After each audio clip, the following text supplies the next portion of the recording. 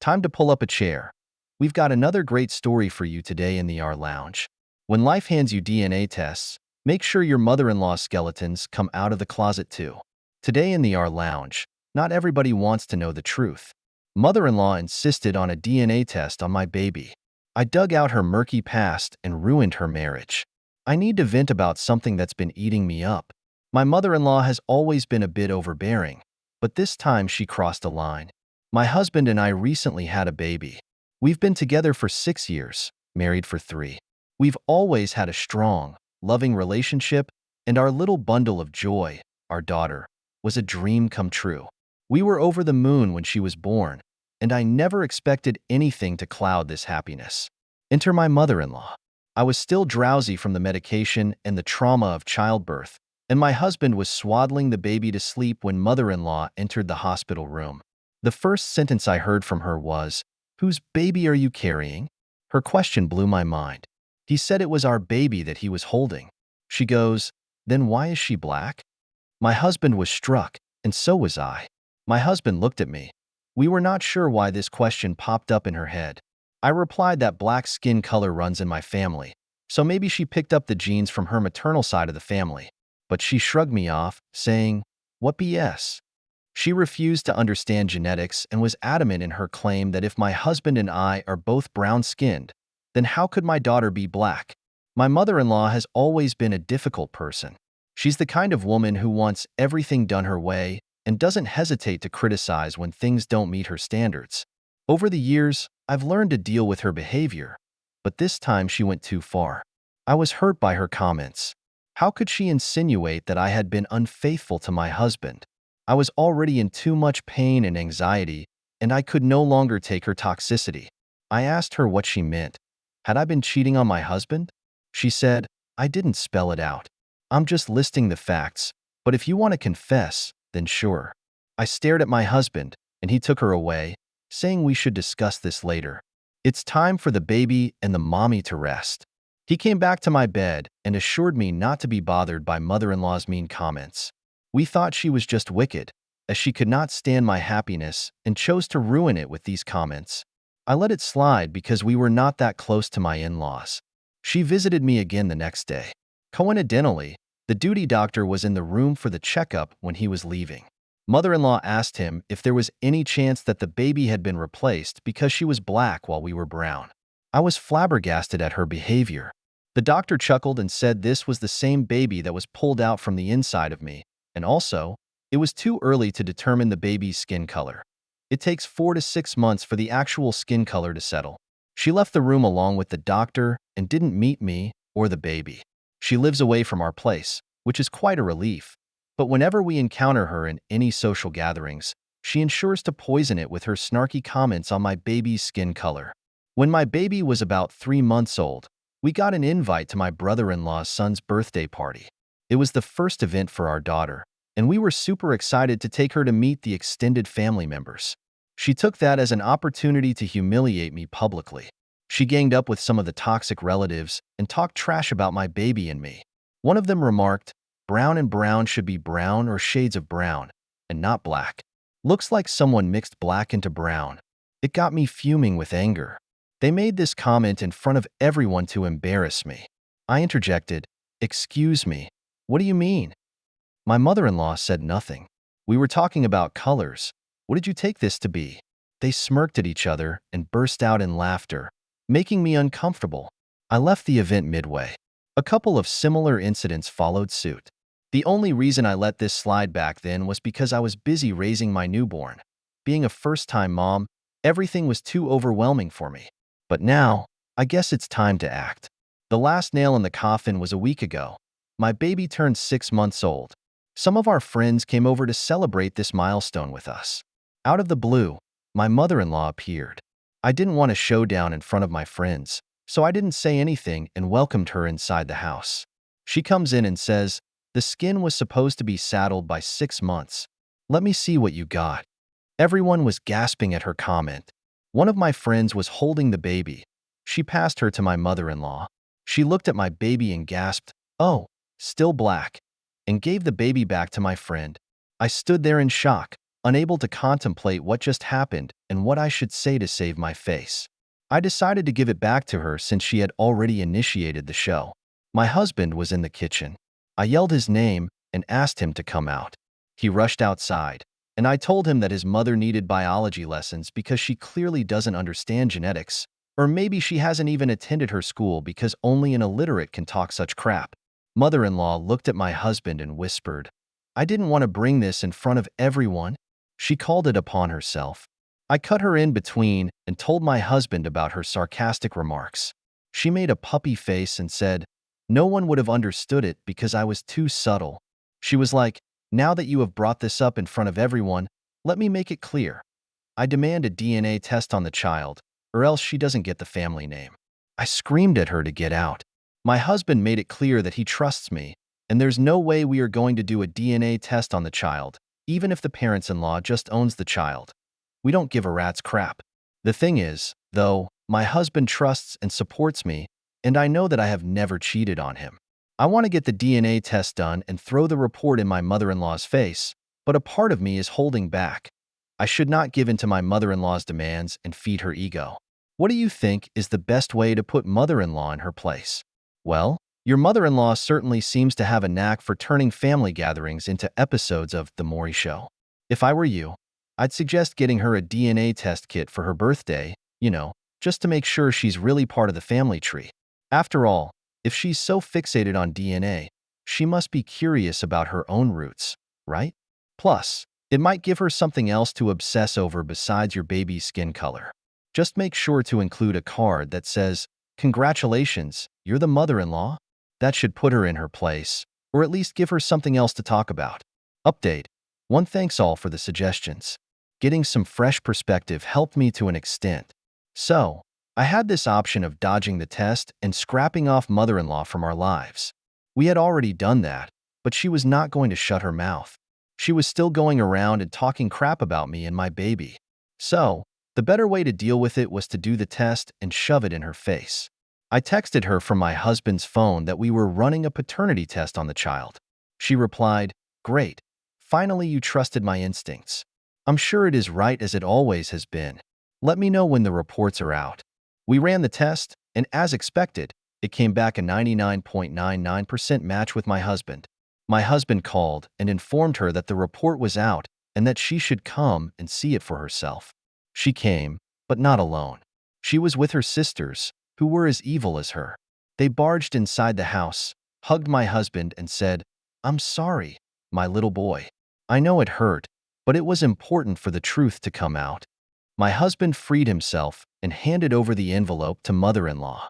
Meanwhile, mother-in-law's sisters gave me weird looks, like, "Oh, you're still here." Mother-in-law opened the report and read it.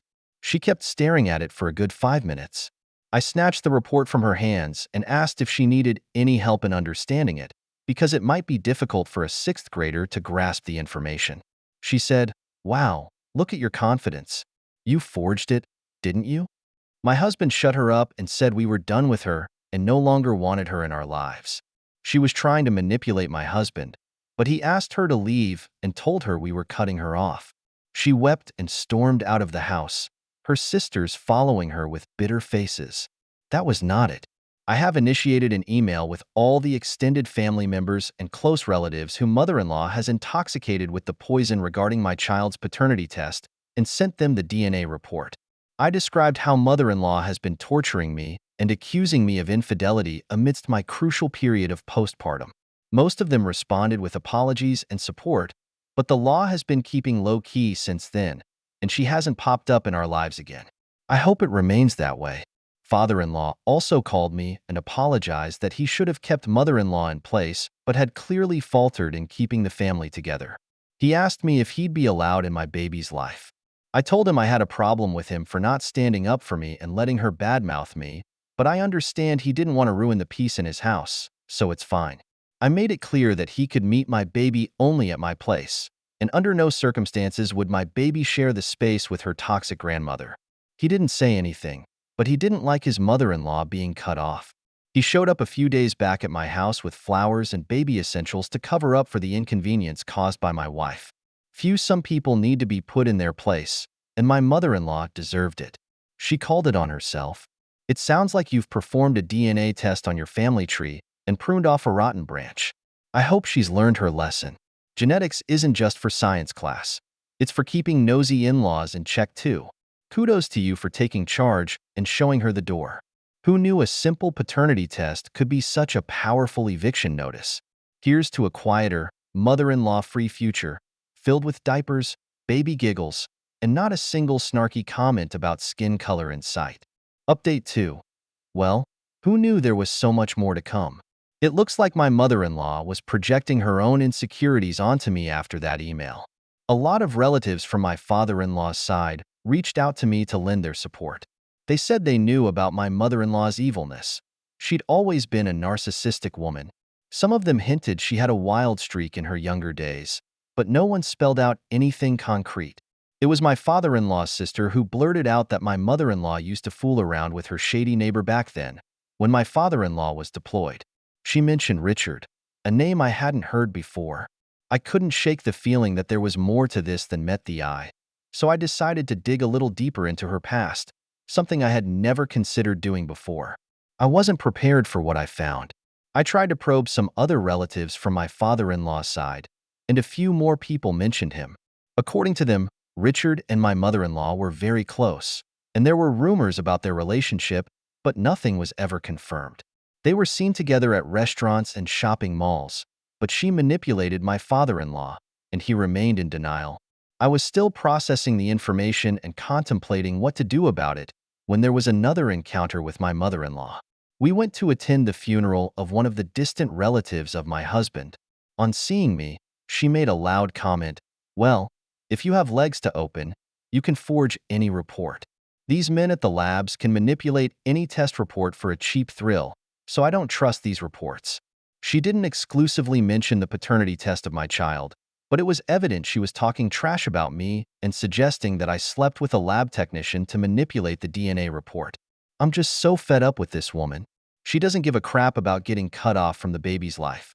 She is still that narcissistic self and stuck to her accusations.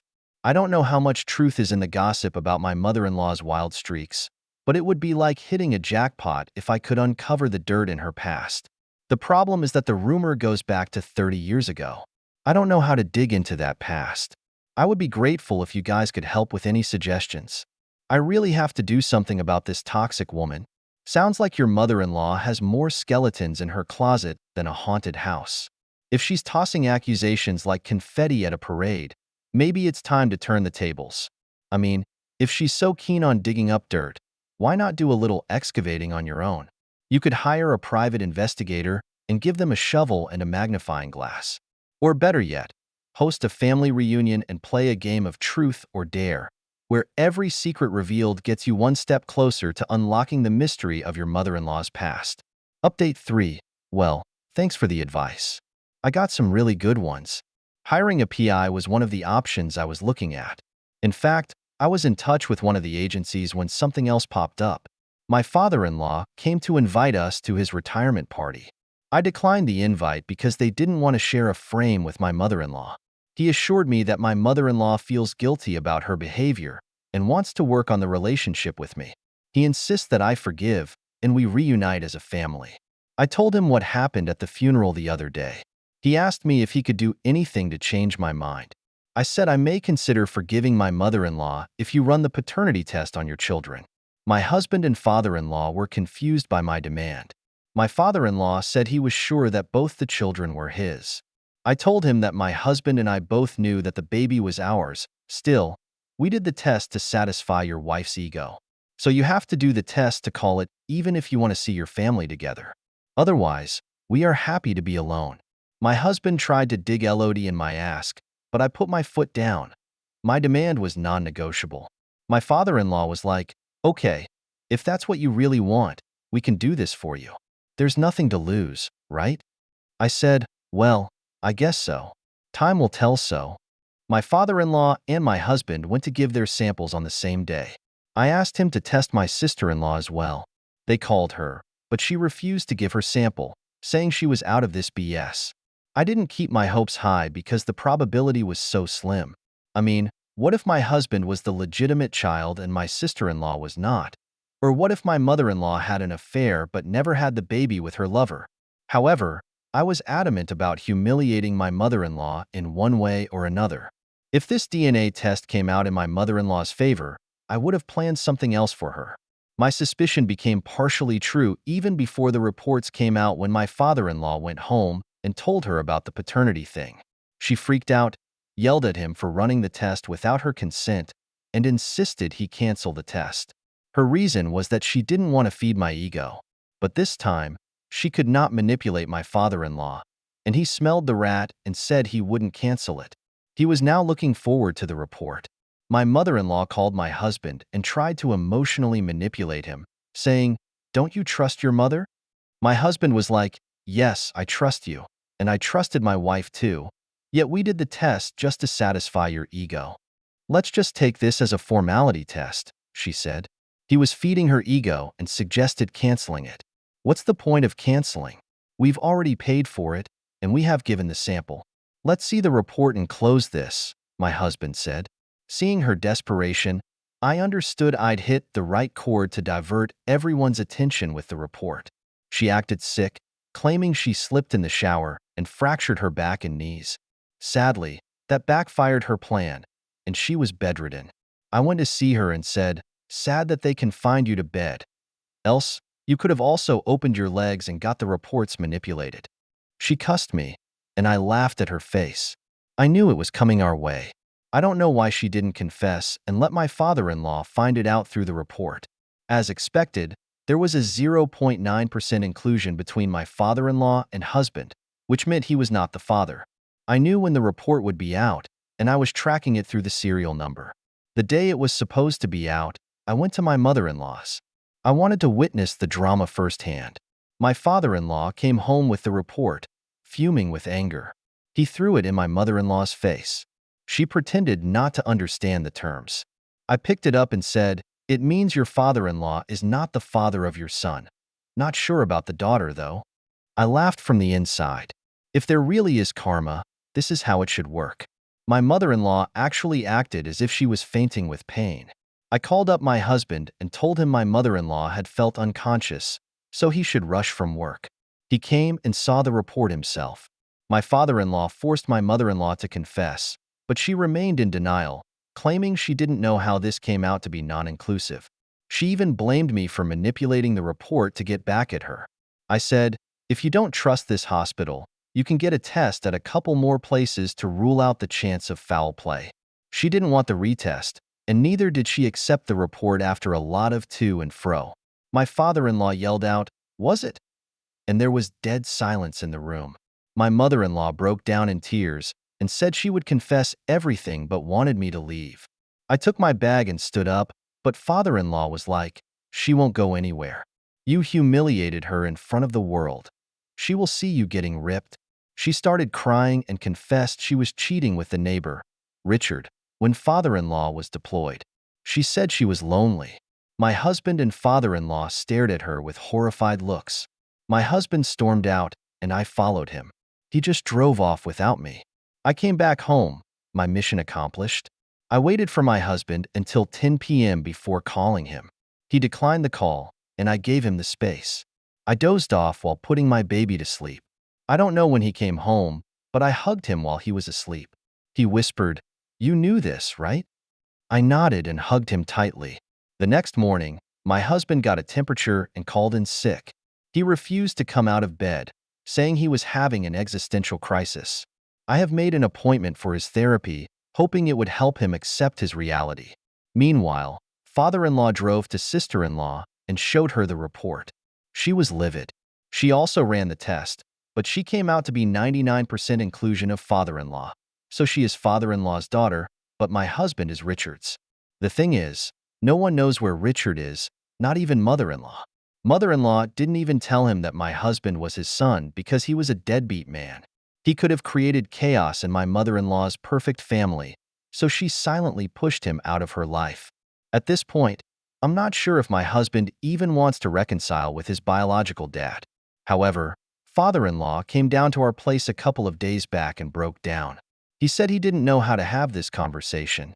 I stood up to give them the space to talk with his son, but he insisted. I said to ease up the awkwardness, and he said he loved my husband and now doesn't understand how to unlove him or how to behave with him knowing he is not his son. My husband also sobbed and said he felt likewise. I said maybe we could continue the way we are, respecting and loving each other like fellow human beings, if we do not want to give a tag of relationship.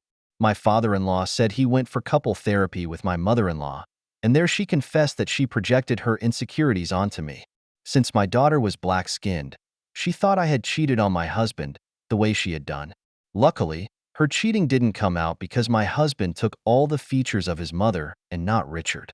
I don't know how the relationship between my father-in-law, mother-in-law, and my husband is going to mold from this point, but I feel satisfied that I was able to uncover the fox hiding under the cover of the goat. My father-in-law confided about this trauma with his sister, the one who gave me the hint of my mother-in-law having an affair with Richard. She called me yesterday and applauded me for going beyond my way to uncover this truth. She said I had taken down my mother-in-law for the two of us because my mother-in-law had always been mean to her. It's just a matter of time before everyone in the family and relatives would get to know her truth. When my mother-in-law was confessing, I felt bad for her, but when I saw the whole picture, I think she had brought this on herself. She could have just kept mum the way she had been for years instead of picking up on me for my baby's skin color. She had dug her own grave, and now she has to lie in it. Oh boy, I guess your mother-in-law's secret is out of the bag now, along with a few skeletons that even the closest couldn't contain. And here I thought my family gatherings were intense, but hey, at least you've got closure, right? And a newfound appreciation for DNA testing. Who knew it could be such a game changer? Here's hoping your husband's therapy session includes a crash course in coping with family bombshells. Have you ever done some excavating on your own? What did you dig up?